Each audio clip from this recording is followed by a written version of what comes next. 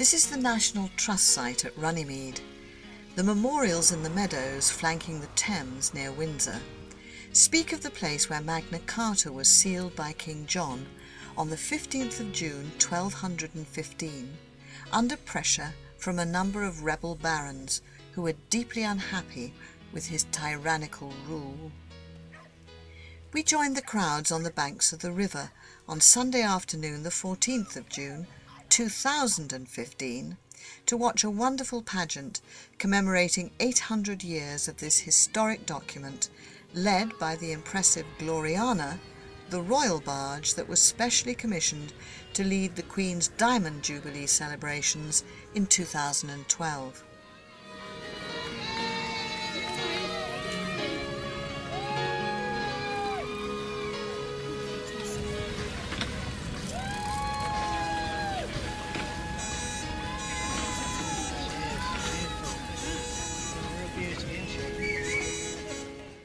There's little doubt that the British are proud of the length and continuity of their history and enjoy celebrating it, and we, the people, were not disappointed.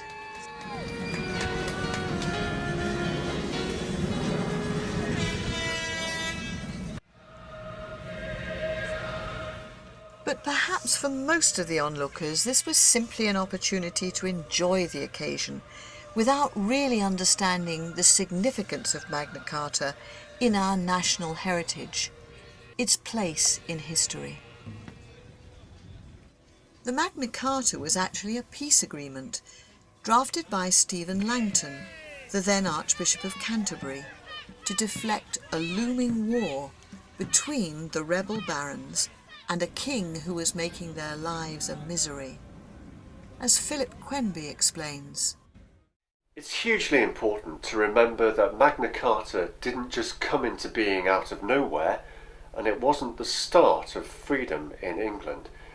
The Great Charter was largely the brainchild of the Archbishop of Canterbury at the time, Stephen Langton, and he was a Bible scholar, an Old Testament scholar. And one of the things that Langton studied was what the Old Testament had to say about when a subject was entitled to disobey a ruler. So he had exactly the right intellectual background for dealing with a tyrannical king like King John. As a peace treaty, Magna Carta didn't last long, but the key principles embodied in it, chiefly freedom for the individual from arbitrary power, in other words that even a king is subject to a higher law, drew on a much deeper heritage. As Langton was thinking about how he could put some kind of limit on John's extraordinary behaviour, he unearthed a helpful precedent. He went back over 100 years before Magna Carta to the so-called Coronation Charter, which had been issued by Henry I. Henry had been desperate to legitimise his rule because he came to the throne in very murky circumstances following the death of his brother, William Rufus. And one of the things Henry wanted to do was to say, I'm going to abide by the gold standard of English kingship, and therefore in my charter I promise that I will abide by the laws of King Edward. By that he meant Edward the Confessor, the last Saxon ruler who was recognised by the Normans as having been a legitimate king. From this, we understand that the principles underlying Magna Carta are rooted in our Anglo-Saxon rather than our Norman heritage. The Anglo-Saxon heritage was hugely important because Saxon law made it clear that the ruler was subject to the law. What that meant was that it held out the promise of rights for the common man and, in the course of time, democracy.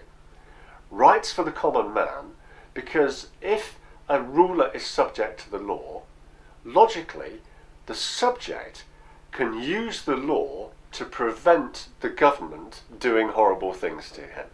And that means that the subject has rights which a government can't override. Promise of democracy, because if you have legal rights, it becomes terribly difficult over the course of time to deny you political rights. And if you've got equal legal rights, equal political rights logically follow close behind. So that Saxon heritage was of huge importance in what was to come in England over the course of succeeding centuries. So Magna Carta's place in history as an establisher of freedom under the law draws deeply on what went before, which has endured for 1,000 years in British history, shaping both our and other nations' rights and freedoms. It poses the question, however, how truly free are we today?